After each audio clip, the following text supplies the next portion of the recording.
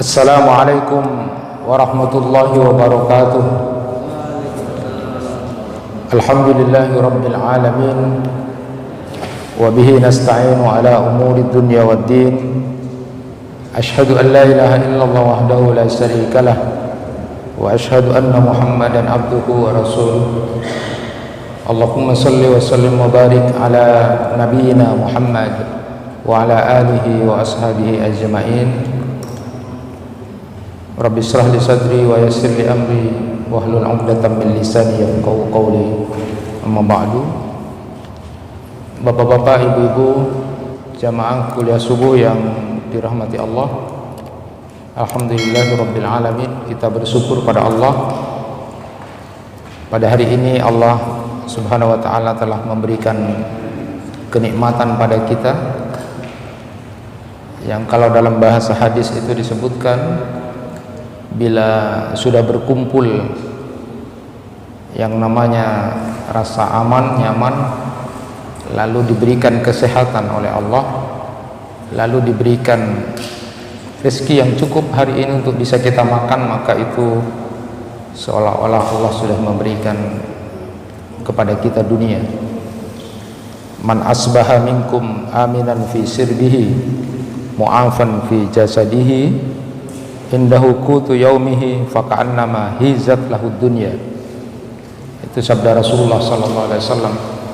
Jadi kalau kita sudah aman, nyaman, diri kita, keluarga kita dan masyarakat kita aman, lalu kemudian kita sehat, diberikan nikmat sehat oleh Allah Subhanahu wa taala dan diberikan rezeki yang cukup hari ini untuk bisa kita makan, maka itu seolah-olah sudah diberikan dunia pada kita. Maka kita bersyukur kepada Allah Subhanahu wa taala atas nikmat-nikmat Allah yang diberikan kepada kita. Bapak Ibu sekalian, berbicara sedikit tentang nikmat yang diberikan Allah kepada kita ini, saya teringat apa yang disampaikan oleh Anas bin Malik itu ketika bercerita saat Rasulullah sallallahu alaihi wasallam mendapati wahyu atau dapat wahyu, summa latus alunna yauma idzin anin naim. Lalu kemudian ada seseorang yang sangat miskin berdiri lalu bertanya kepada Rasulullah sallallahu alaihi wasallam, apakah nanti di akhirat aku akan ditanya oleh Allah apa yang aku miliki di dunia ini, cuma sedikit seperti itu. Lalu kemudian Rasulullah sallallahu alaihi wasallam menjawab, iya, akan ditanya. Kamu memiliki nikmat, bisa berteduh, lalu melihat indahnya rerumputan, lalu air yang sejuk yang kamu minum, itu adalah nikmat. Itu orang miskin. Jadi ketika ada ayat summa latus'alunna yauma idzin 'anil na'im, sungguh kemudian nanti akan betul-betul ditanya, semua kita ini akan dihisab oleh Allah tentang pertanggungjawaban kita terhadap nikmat-nikmat yang diberikan Allah kepada kita. Lalu kemudian ada orang yang merasa tidak punya apa-apa, tanya kepada Rasulullah sallallahu alaihi wasallam, apakah yang nanti akan ditanya oleh Allah kepada dia yang tidak punya apa-apa itu? Rasulullah menyatakan, kamu juga akan ditanya. Jadi nikmat berteduh, dapat gubuk, walaupun gubukmu kecil, bahasanya seperti itu, lalu kemudian menikmati alam, lalu air yang sejuk, itu juga akan dimintai tanggung jawab. Itulah yang membuat kemudian suatu saat kita mungkin bapak dan ibu berpikir di rumah, kenikmatan yang kita terima dari Allah itu jauh lebih besar dari apa yang kemudian digambarkan orang yang miskin tanya kepada Rasulullah, siapkah kita mempertanggungjawabkan nikmat-nikmat itu?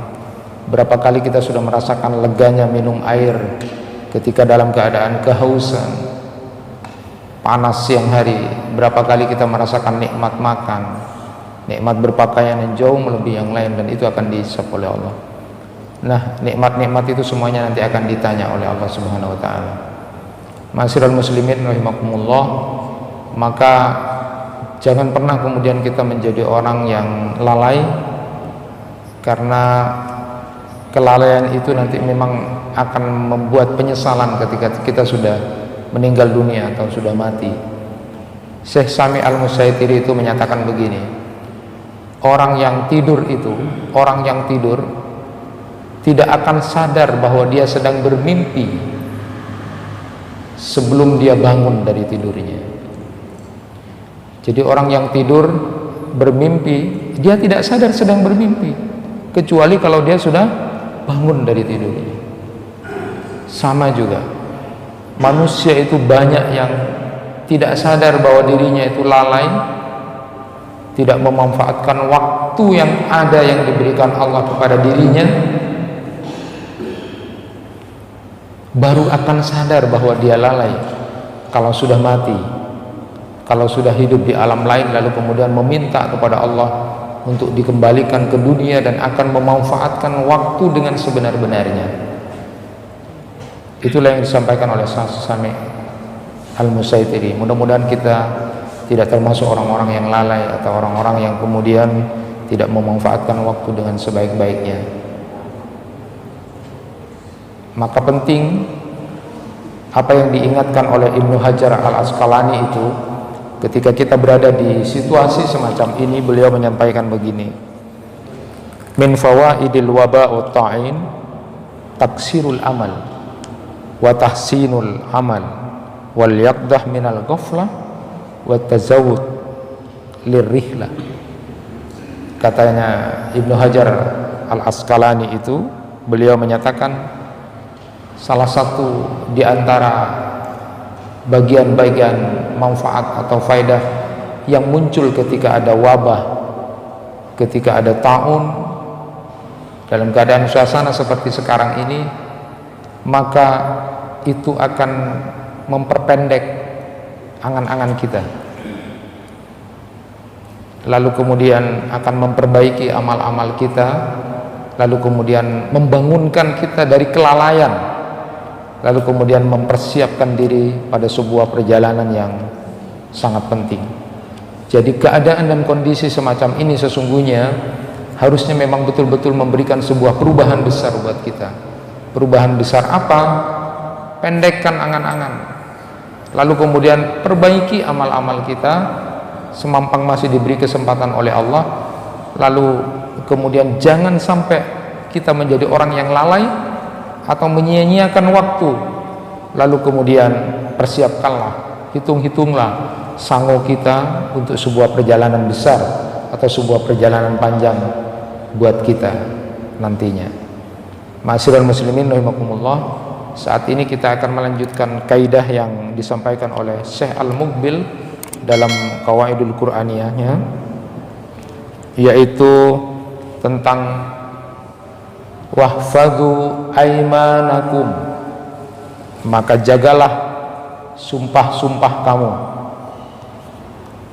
Beliau mengambil kaidah ini berdasarkan Quran surat Al-Maidah ayat 89, jagalah sumpah-sumpah kamu.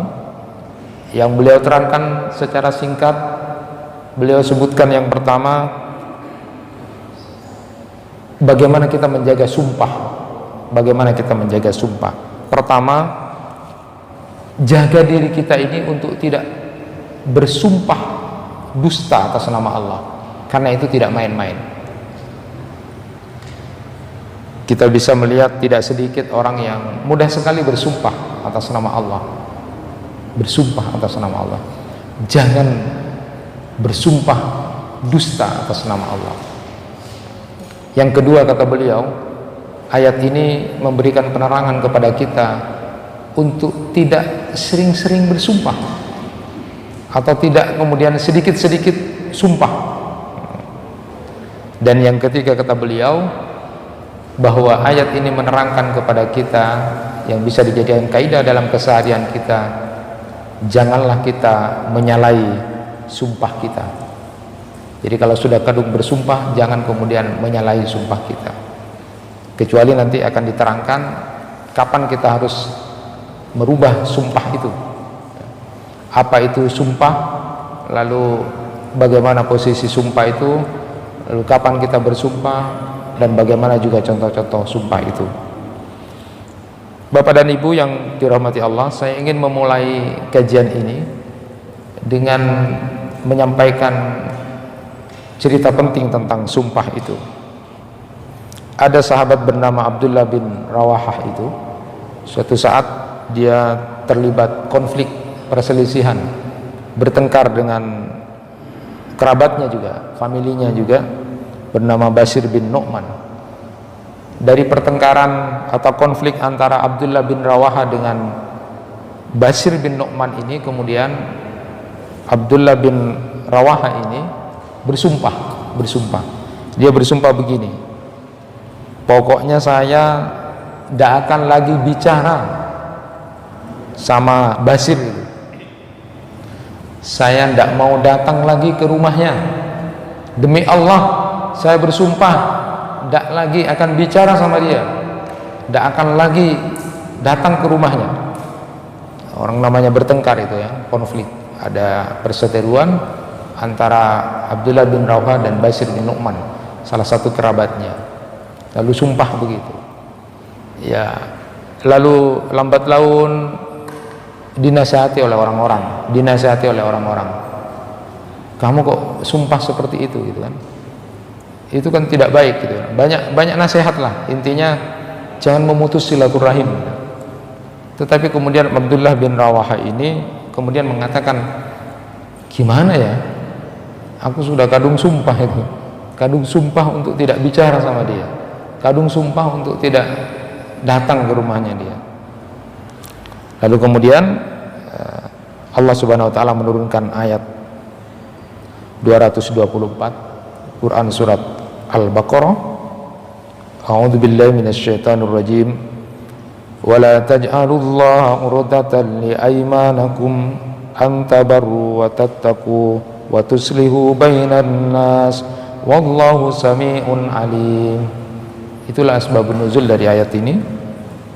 Jangan kamu jadikan nama Allah di dalam sumpahmu sebagai penghalang untuk berbuat kebaikan, berbuat ketakwaan, dan mengadakan islah di antara manusia, dan Allah Maha mendengar lagi Maha mengetahui.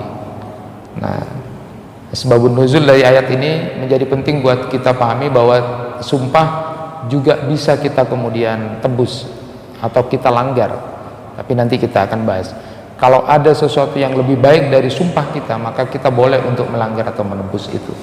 Contohnya seperti yang terjadi, ada orang-orang yang sudah bersumpah, engkau tak anu aja ya, engkau demi Allah, wallahi billahi engkau tak kira. Ini sering dalam keseharian kita. Nah, kalau itu menjauhkan kita dari sebuah kebaikan, kemaslahatan atau kewajiban, maka sumpah itu harus dilanggar, harus ditebus. Jangan kemudian atas nama Allah kita tetap berada di dalam kejelekan karena ada sesuatu yang lebih baik.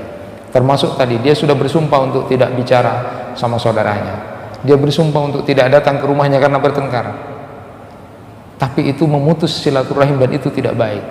Maka jangan kamu jadikan nama Allah itu seolah-olah kemudian menjadi penghalang kamu untuk melakukan sebuah kebaikan dan ketakwaan kepada Allah, atau kemudian untuk mengislah keadaan manusia yang sedang bertengkar atau tidak baik itu ya. Jadi boleh ditebus, boleh kemudian dilanggar kalau ada yang lebih baik dari sumpah kita.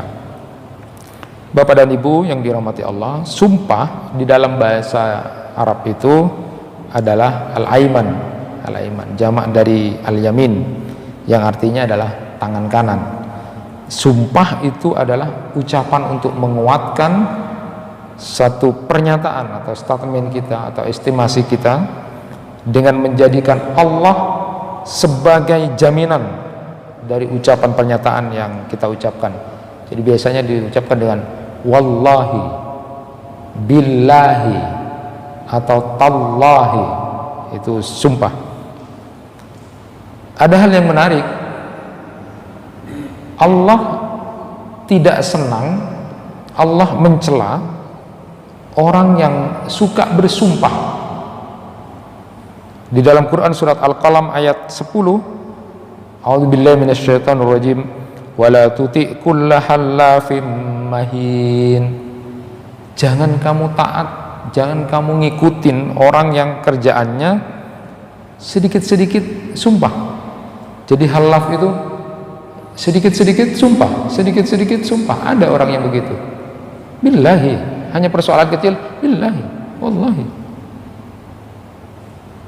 Mahin, karena dia punya kepribadian yang hina sebenarnya. Jadi jangan kamu taat kepada orang yang kamu lihat dia kesehariannya sedikit-sedikit sumpah, sedikit-sedikit sumpah. Dia punya kepribadian yang hina seperti itu. Allah mencela, Allah tidak senang kepada orang-orang yang sedikit-sedikit bersumpah itu. Kenapa? Imam Fakhrul Razi dalam tafsir Al-Kabirnya beliau menyatakan bahwa kalau orang itu sedikit-sedikit bersumpah itu seolah-olah seperti lip service saja, seolah-olah tidak ada nilai nama Allah yang diagungkan dalam sumpah itu tidak ada di dalam hatinya. Sedikit-sedikit sumpah, begitu sangat mudahnya dia merendahkan kalimat Allah yang harusnya diagungkan dengan jaminan kalimat itu, lalu kemudian dia dengan mudah untuk bersumpah, sedikit-sedikit bersumpah. Ini menjadi perhatian buat kita untuk tidak mudah atau sering-sering bersumpah dalam keseharian kita. Kenapa? Karena memang Islam itu memandang sumpah itu adalah hal yang sangat serius. Jadi seseorang tidak boleh bermain-main dengan sumpah itu. Lebih-lebih yang namanya sumpah palsu itu. Karena sumpah itu adalah satu ucapan yang menjadikan Allah sebagai zat yang menjamin kebenaran ucapannya. Dia melakukan sumpah itu. Allah Subhanahu wa taala berfirman dalam Quran surat An-Nahl ayat 91, wala tanqudul aymana ba'da tawqidiha wa qad ja'altumullahu 'alaikum kafila. Dan janganlah kamu melanggar sumpah-sumpah kamu sesudah meneguhkannya, sedangkan kamu telah menjadikan Allah sebagai saksi atas diri kamu. Saya termasuk orang yang sering ikut dan hadir dalam urusan sumpah-sumpah itu, terutama pegawai yang kemudian disumpah itu. Demi Allah saya bersumpah, sering sekali. Maka jangan pernah kemudian bermain-main dengan sumpah itu. Atas nama Allah dijadikan saksi atas dirimu, ya. Dan kalimat-kalimat isi dari konten sumpah itu berat sebenarnya. Saya tidak akan begini, tidak akan begini, tidak pernah begini. Walaupun kadang-kadang orang banyak tahu rahasia tentang itu. Itulah beratnya, maka bersumpah itu tidak main-main. Maka kalau saya sampaikan pada kesempatan yang lalu, di antara hal yang membahayakan ketika berada di kekuasaan itu, salah satu di antaranya adalah kemungkinan gulul. Sehingga sumpah-sumpah yang kita sampaikan itu seolah-olah menjadi sesuatu yang kecil atau tidak bermanfaat. Ada beberapa hal yang berkaitan dengan sumpah ini yang di dalam beberapa hadis di dalam kitab Riyadhus Shalihin Imam An-Nawawi saya ambilkan. Pertama, bersumpah itu harus dengan nama Allah, bukan nama bapak, bukan nama ibu, nama nabi, bahkan nama Ka'bah, ruh, langit dan bumi. Nabi SAW bersabda, faman kana halifan fala yahlif illa billah aw liyaskut. Siapa yang bersumpah hendaknya tidak bersumpah melainkan dengan nama Allah, atau hendaknya diam.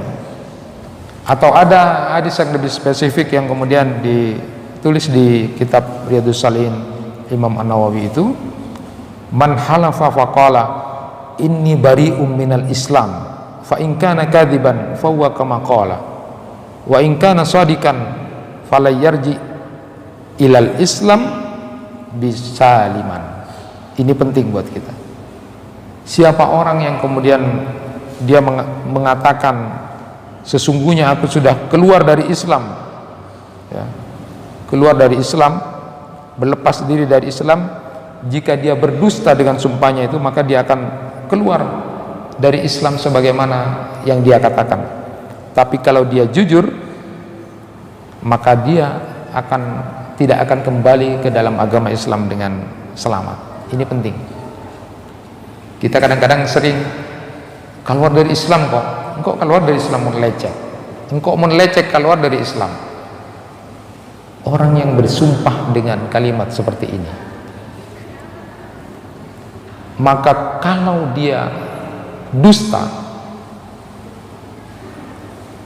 dia akan keluar dari Islam. Tapi kalau dia benar, maka dia akan kembali ke dalam Islam tidak dengan selamat sudah. Dia tidak akan masuk Islam dengan selamat lagi, karena dia bersumpah dengan engkau meleceh keluar dari Islam. Sering kita dengar. Jangan seperti itu. Itu dalam hadis sudah disebutkan, orang yang bersumpah seperti ini, kalau dia dusta maka dia akan seperti yang dia katakan sendiri, dia keluar dari Islam, bohong dia. Tapi kalau dia benar, dia tidak akan kembali ke Islam dengan selamat. Ini rahasianya, hati-hati dalam bersumpah. Kita sering mendengar itu, keluar dari Islam kok meleceh. Nah, Bapak dan Ibu yang dirahmati Allah, di dalam riwayat At-Tirmizi itu dikategorikan bahkan orang yang bersumpah dengan selain Allah kafir, syirik gitu. Rasulullah sallallahu alaihi wasallam bersabda, "Man halafa bi ghairillah faqad kafara au asyrak." Jadi kalau tidak billahi, wallahi, tallahi, dia itu kafir, syirik kalau bersumpahnya bukan atas nama Allah. Itu yang pertama, bersumpah itu harus dengan nama Allah. Yang kedua, orang yang bersumpah palsu itu membuat Allah murka, dan sumpah palsu itu termasuk dosa besar.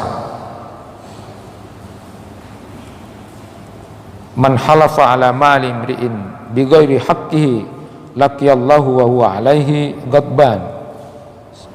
Summa qara alaina Rasulullah sallallahu alaihi wasallam, innal ladzina yastaruna bi 'ahdillahi wa imanin samanan qalila ulaika la khalaqa lahum fil akhirati wa la yukallimuhumullah wa la yanzuru ilaihim yaumal qiyamah wa la yuzakkihim wa lahum adzabun alim. Rasulullah sallallahu alaihi wasallam bersabda, siapa yang bersumpah palsu demi harta seseorang yang dia akan ambil bukan karena haknya, tidak benar, maka dia akan bertemu dengan Allah dan Allah murka kepadanya. Kemudian lalu Rasulullah membaca Quran surat Ali Imran ayat 77 tadi. Jadi ada orang bersumpah hanya untuk ingin hartanya, tidak dengan benar, dia sumpah dia Nah, orang-orang seperti ini nanti akan dimurkai oleh Allah, dan nanti di akhirat Allah tidak akan mengajak berbicara orang, tidak dilihat oleh Allah. Salah satu di antara dosa besar kalau kita kemudian bersumpah atas nama Allah, kemudian kita berdusta hanya untuk sebuah kepentingan, hanya untuk sebuah kepentingan dunia. Ketika ada orang Badui datang kepada Nabi lalu bertanya, mal kabair, lalu beliau menjawab al-isyraq billah. Lalu kemudian pada berikutnya Rasulullah menyatakan al-yaminul ghamus, dosa besar itu juga adalah sumpah palsu. Apa yang dimaksud dengan al-yaminul ghamus, sumpah palsu itu? Beliau lalu menjawab, alladzi yaqtata'u malam ri'im muslim, yakni biyaminin huwa fiha kadhibun. Orang yang mengambil harta seorang muslim, yaitu bersumpah yang di dalamnya dirinya dusta, hanya untuk mendapatkan harta, lalu kemudian dia bersumpah atas nama Allah dan itu bohong, hanya untuk bisa dia raih. Banyak, tidak sedikit dalam keseharian kadang-kadang orang seperti itu. Maka betul kalau urusan harta itu di akhir zaman itu tidak lagi memikir halal atau haram, Bahkan kemudian sumpah atas nama kalimat Allah pun dijadikan barang hiasan bibirnya untuk mendapatkan harta semacam itu. Naudzubillah min dzalik. Kemudian yang ketiga, seperti yang saya sampaikan tadi, siapa yang terlanjur bersumpah lalu melihat ada yang lebih baik, maka hendaknya dia lakukan yang lebih baik itu, lalu menebus dan membatalkan sumpahnya. Nabi SAW bersabda, wa idza halafta ala yaminin fara'aita ghairaha khairan minha fa'atil ladzi huwa khair wa kaffir an yaminik. Jika engkau bersumpah lalu engkau lihat sesuatu yang lebih baik dari isi sumpahmu, maka lakukan yang lebih baik itu, yang lebih baik dari isi sumpahmu itu, maka itu lebih baik dan bisa kamu tebus sumpahmu itu. Catatan penting bahwa memang sumpah itu lebih afdal, lebih utama, harus kita jalankan atau konsisten, tidak kita rubah. Tetapi kalau ada yang lebih baik, atau kemudian ada maslahat yang lebih baik, atau kemudian dengan sumpah itu kita ternyata menjauhkan diri kita dari kebaikan seperti yang terjadi dari Abdullah bin Rawaha tadi itu, maka sumpah kita harus kita tebus, harus kita langgar, tapi lalu kemudian kita ganti dengan kafarat. Nah, saya ingin menjelaskan ini penting. La ayyalajja ahadukum fi yaminihi fi ahlihi asamulahu indallahi ta'ala min ayyutiya kafaratahu allati faradallahu alaih. Muttafaq alaih. Benar-benar salah seorang dari kalian berketetapan hati pada sumpahnya untuk tidak melakukan kebaikan kepada keluarganya, maka itu lebih besar dosanya menurut Allah Ta'ala daripada memberikan tebusan sumpahnya itu sebagaimana yang telah difardukan Allah atas dirinya. Jadi yalaju itu artinya pakai lam fathah, itu jim bertasdid, artinya orang yang berkeras hati, berketetapan hati pada sumpahnya dan tidak mau merubah, tidak mau menebus, padahal itu sumpahnya jelek, tak ada tengah boleh karwa, tak aja boleh musyawarah, tak mau begini, padahal dia memutus tali silaturahim, lalu dia yalaju itu berkeras hati, sudah dinasihati orang, maka Rasulullah menyatakan dosanya orang ini jauh lebih besar karena dia berkeras hati kepada sesuatu yang salah. Dosanya lebih besar, kata Rasulullah, daripada tebusan yang harus dia berikan karena dia merubah sumpahnya itu. Nah, jadi sumpah-sumpah demi Allah aku tidak akan bicara lagi sama dia, demi Allah saya tidak akan lagi datang ke rumahnya, memutus silaturahmi, demi Allah aku tidak akan lagi membantu kamu. Nah, ini sumpah-sumpah yang kemudian bisa kemudian kita langgar, dan kalau kita bersikeras dengan mengatakan itu sudah kadung sumpah, itu kesalahan besar. Ya. Berikutnya, jamaah yang dirahmati Allah, di dalam Quran surat Al-Maidah ayat 89 yang tadi dijadikan kaidah, ayat yang dijanjikan oleh Syekh Al-Muqbil dalam keseharian kita untuk menjaga sumpah-sumpah kita, beliau kemudian menjadikan Quran surat Al-Maidah 89 ini sebagai dalil bahwa bila kita ingin merubah sumpah kita itu adalah pakai kafarat. Nah, kafaratnya itu diantaranya disebutkan di dalam ayat ini adalah yang pertama, memberikan makan 10 orang miskin. Jadi memberi makan 10 orang miskin sama seperti makan kita. Jadi kalau mau merubah sumpah kita karena ternyata ada yang lebih baik, atau sumpah kita ternyata salah, maka harus dirubah.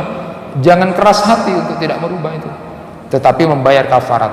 Boleh, diantaranya adalah memberi makan 10 orang miskin, atau memberi pakaian, atau memerdekakan budak. Kalau tidak mampu atau tidak bisa, maka boleh diganti juga dengan puasa 3 hari, tidak harus berturut-turut. Jadi kalau bapak dan ibu sudah kadung sumpah, tapi ternyata sumpah itu demi Allah itu kemudian ada yang lebih baik atau salah, maka boleh kemudian ditebus daripada kemudian kita harus menanggung sesuatu yang tidak baik dengan sumpah kita, tapi bayar kafarat untuk kita langgar. Contohnya tadi, puasa 3 hari, tidak harus berturut-turut, lalu kemudian merubah, akhirnya bicara, datang ke rumahnya, membangun silaturahim lagi. Jangan jadikan nama Allah sebagai hijab untuk menghalangi kamu melakukan sebuah kebaikan, ketakwaan atau islah antara sesama manusia. Itu yang kemudian disebutkan di dalam ayat yang saya bacakan tadi. Berikutnya lagi di dalam kitab Riyadhus Shalihin itu saya ambil dalam konteks sumpah dalam jual beli atau perniagaan. Ini penting. Bapak dan Ibu mungkin tidak terlepas dari jual beli, walaupun bukan pedagang yang murni sebagai buka toko dan sebagainya, tapi ini penting untuk kita sama-sama ketahui.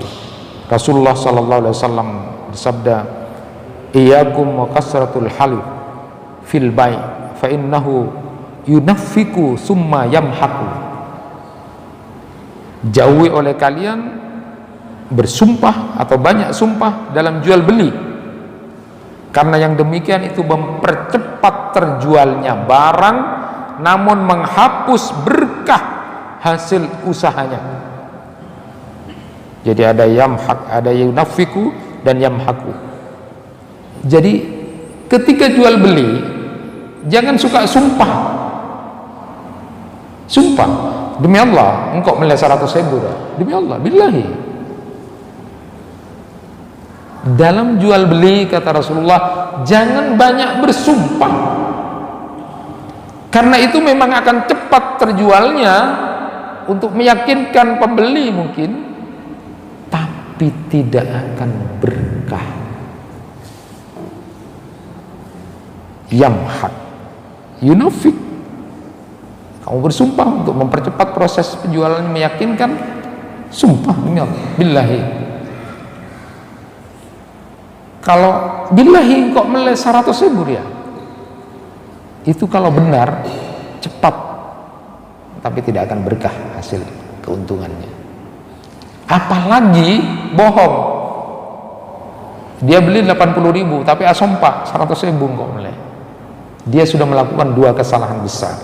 Pertama dia bersumpah, yang kedua dia berbohong, dan nanti lebih-lebih tidak akan barokah dalam konteks jual beli. Hati-hati. Yunafiku memang cepat akan terjual karena kamu bersumpah, tetapi yamhaq, terbakar, tidak akan ada keberkahan dari jual beli itu. Berikutnya dalam konteks tuduhan dan pengingkaran, ini penting sehingga menjadi sebuah kaidah besar dalam kehidupan sosial kita. Kalau kita dituduh berhutang tapi tidak mau bayar, ada orang dituduh berhutang tapi tidak mau bayar, saya tidak merasa berhutang, lalu kemudian dituduh mencuri, dituduh berzina dan sebagainya, maka Rasulullah sallallahu alaihi wasallam bersabda, dan ini dijadikan kaidah, al bayanatu 'alal mudda'i wal yaminu 'ala man ankara. Jadi yang menuntut itu wajib bawa bukti, sedangkan yang tertuduh dia wajib bersumpah. Ini luar biasa, Islam mengatur hal yang luar biasa ya. Disabdakan oleh Rasulullah sallallahu alaihi wasallam, lau yu'tan nas bidakwahum ladda'a rijalun dima qaumin wa amwalahum walakin lal yamin alal mudda alaih, rawahu Muslim. Jika seluruh tuduhan manusia itu diterima begitu saja, maka pastilah banyak orang yang mengaku-ngaku darah satu kaum dan harta milik mereka, tetapi sumpah itu wajib dilakukan oleh orang-orang yang dituduh. Dalam konteks ini, kalau ada orang yang menuntut, itu adalah harus ada bukti. Kalau tidak ada bukti, Islam tidak melihat itu, harus ada bukti.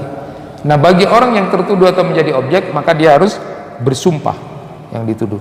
Jadi Islam itu sungguh sangat luar biasa dalam hal seperti ini ya. Maka kita pernah ingat ceritanya Ali bin Abi Thalib kalah dalam persidangan dengan orang Yahudi tentang kepemilikan baju besi itu, kalah Ali. Padahal Ali waktu itu adalah Amirul Mukminin. Bayangkan presiden kalah karena tidak membawa bukti, padahal itu benar-benar miliknya Ali. Jadi harus ada bukti. Lalu kemudian berikutnya adalah bagi orang yang tertuduh harus sumpah. Nah, yang ketujuh, dalam konteks kehidupan suami istri, ini penting, berkaitan dengan sumpah. Setidaknya ada beberapa hal, ada ila, ada qazab, menuduh berzina, lalu kemudian li'an. Nah, ila ini biasanya ada orang yang bersumpah untuk tidak berhubungan dengan istrinya, ya, sampai kemudian, maka kalau lebih dari 4 bulan, maka menurut Imam Hanafi, setelah lebih dari 4 bulan dengan sumpahnya atau ila itu, maka kalau suaminya tidak kembali, maka istrinya otomatis tertalak 1. Tetapi menurut Imam Malik, Imam Syafi'i dan Imam Ahmad tidak otomatis tertalak, tapi diperintahkan untuk mengambil alternatif kembali atau tidak. Jika suaminya enggan untuk kembali, maka hakimlah yang menceraikannya. Kemudian berkaitan dengan tuduhan berzina, qazab dan li'an. Ini penting juga untuk kita sama-sama pahami dan ketahui. Ibnu Abbas radhiyallahu anhu meriwayatkan bahwa di hadapan Rasulullah sallallahu alaihi wasallam, Hilal bin Umayyah itu menuduh istrinya berzina. Jadi Hilal bin Umayyah ini menuduh istrinya berzina dengan Syarik bin Sahma. Lalu Nabi sallallahu alaihi wasallam bersabda, al-bainatu au haddu fi dhahri. Tunjukkan buktinya kalau istrimu itu berzina. Kalau tidak ada bukti, maka kamu yang akan didera. Jadi kalau orang menuduh berzina seseorang tidak bawa bukti, maka justru yang menuduh berzina ini yang harus didera 80 kali. Jadi termasuk kita, berita-berita, kalau kita tidak tahu, tidak ada buktinya, lalu kita malah yang seperti itu. Al-bainatu illa hadd min dhahri. Tunjukkan buktinya, kata Rasulullah. Kalau tidak, akan aku dera punggungmu. Jadi ini kehati-hatian kita, kehati-hatian kita. Jangan kemudian suka kemudian menuduh-nuduh, apalagi kita tidak punya bukti. Dan untuk apa? Nah, di dalam Al-Quran juga disebutkan, walladzina yarmunal muhsanat summa lam ya'tu bi arba'ati syuhada fajliduhum samanina jalda wala taqbalu lahum syahadatan abada wa ulaika humul fasikun. Orang-orang yang menuduh wanita baik-baik berbuat zina dan mereka tidak membawa 4 orang saksi, maka cambuklah mereka yang menuduh 80 kali cambukan, dan janganlah terima kesaksiannya buat selamanya, dan mereka itulah golongan orang-orang yang fasik. Sampai-sampai juga ada orang, ayat ini memberikan kepada kita untuk mengingatkan untuk tidak saling membuka aib. Hati-hati, harus ada 4 orang saksi baru kemudian dibenarkan. Orang itu baru dengar, apalagi tidak menyaksikan, lalu kemudian menuduh. Nah, kalau terjadi seperti ini, hadirin yang dirahmati Allah, maka berkait dengan suami menuduh istrinya berzina, jika istrinya mengaku bahwa dia berzina, maka berlakulah hukuman zina kalau istrinya mengaku. Jika tidak mengaku dan suaminya juga tidak mendatangkan 4 orang saksi, tidak mengaku dan suaminya juga dan suaminya mendatangkan 4 orang saksi, maka istrinya dihukum dengan hukuman zina. Kalau memang suaminya membawa 4 orang saksi. Istrinya tidak mengaku tapi suaminya tahu ada saksinya 4 orang, maka tetap hukuman zina kepada istrinya. Nah, ini yang ketiga yang menarik. Jika istrinya tidak mengaku, suaminya tidak membawa 4 orang saksi, maka hukum asalnya adalah suami itu dicambuk 80 kali. Jadi suaminya dicambuk karena tidak bawa saksi 80 kali. Tetapi jika menolak untuk dicambuk, suaminya menolak karena merasa yakin, maka diperintahkan untuk saling melaknat atau li'an. Nah, jadi berdasarkan firman Allah dalam Quran surat An-Nur ayat 6-7 itu, orang-orang yang menuduh istrinya berzina padahal mereka tidak mempunyai saksi-saksi selama selain dirinya sendiri atau selain suaminya itu, maka kesaksian masing-masing orang itu adalah 4 kali bersumpah atas nama Allah bahwa sesungguhnya dia termasuk orang-orang yang benar atas sumpahnya, dan yang kelima bahwa laknat Allah akan ditimpakan pada mereka kalau dia dusta. Jadi bersumpah, engkau asumpaa binina engkau lakar ini, sampai 4 kali atas nama Allah. Nanti yang kelima, bon engkau lecek, engkau siap untuk diazab oleh Allah. Jadi untuk menengahi persoalan semacam ini, karena kalau bawa 4 orang saksi tidak ada, istrinya tidak mengaku, ya, membawa 4 orang saksi tidak ada. Kalau kemudian kejam mau membunuh, orang Madura itu kan bunuh, kalau istrinya begitu mau membunuh, kena hukuman qisas nanti, kena hukuman qisas. Maka di dalam Islam ada yang namanya li'an, saling melaknat. Jadi bersumpah masing-masing 4 kali, lalu yang kelima, sumpah yang kelima, kalau saya bohong siap untuk diazab atau dilaknat oleh Allah. Itu caranya. Nah, konsekuensinya kalau suami istri sudah melakukan li'an ini, sudah kadung sama-sama sumpah, maka yang pertama, masing-masing sudah terhindar dari hukuman, baik hukuman cambuk maupun hukuman yang lainnya. Tetapi keduanya, suami istri itu dipisahkan, tidak lagi menjadi suami istri selama-lamanya, ya. Jadi sabukuma 'alallahi ahdukuma kadhibun la sabila laka 'alaiha. Jadi perhitungan kalian berdua yang sebenarnya diserahkan pada Allah, salah satu dari kalian pasti berdusta, maka tidak ada jalan lain untuk kemudian kembali kepadanya. Jadi kalau sudah saling sumpah itu, daripada kemudian dihukum dan sebagainya, ya sudah sumpah, dan nanti sumpah yang kelima kalau bohong siap untuk diazab oleh Allah, tapi sudah tidak lagi nanti disatukan sebagai suami istri.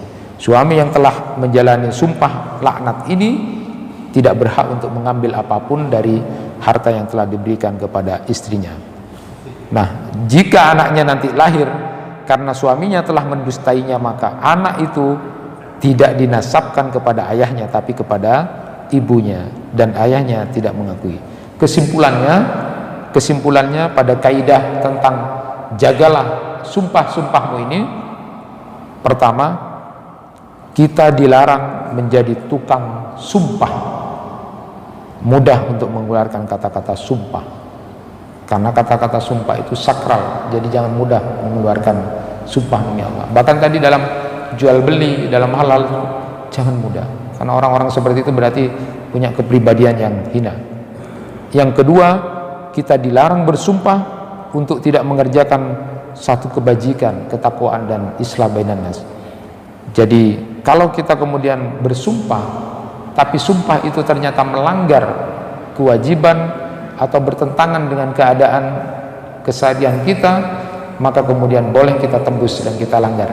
Jangan sampai berkeras hati untuk tidak melanggar atau menebus sumpah kita yang ternyata ada yang lebih baik, hanya gara-gara kita kemudian mempertahankan sesuatu yang tidak benar. Yang ketiga, jika menemukan hal yang lebih baik dari sumpah kita, maka lebih baik membatalkan sumpah dan membayar kafaratnya tadi. Kafarat sudah saya sebutkan. Kafarat dari sumpah itu adalah boleh memberikan 10 orang miskin, atau memberikan pakaian, atau membebaskan budak, atau puasa 3 hari, walaupun tidak harus berturut-turut. Syariat Islam itu sangat indah dan adil dalam mengatur kaidah-kaidah hukum, terutama kaidah penuduh harus bawa bukti, penuntut harus bawa bukti, sedangkan orang yang tertuduh atau menjadi objek dengan sumpah. Jadi saya ingat nasihat dari Imam Sibawayh itu, madumta tumarus hayataka bisyaklin tabi'i wa qalbin mukhlis fa anta lan tu'aya ayyamu ana. Sepanjang hidupmu dijalani dengan tulus dan wajar, maka dirimu tidak akan menemukan kekecewaan. Mudah-mudahan kita diberikan hidayah oleh Allah untuk termasuk orang-orang yang menjaga sumpah kita pada hal-hal yang penting, tetapi juga tidak termasuk orang yang mudah, gampangan, suka bersumpah, karena nama Allah bukan untuk dijadikan sebagai bahan lip service, tetapi justru menjadi pengagungan kita untuk berhati-hati dalam kehidupan kita. Itu yang bisa disampaikan, mudah-mudahan bermanfaat. Subhanakallahumma bihamdika asyhadu an la ilaha illa anta astaghfiruka wa atubu ilaik. Kurang lebihnya mohon maaf. Wassalamualaikum warahmatullahi wabarakatuh.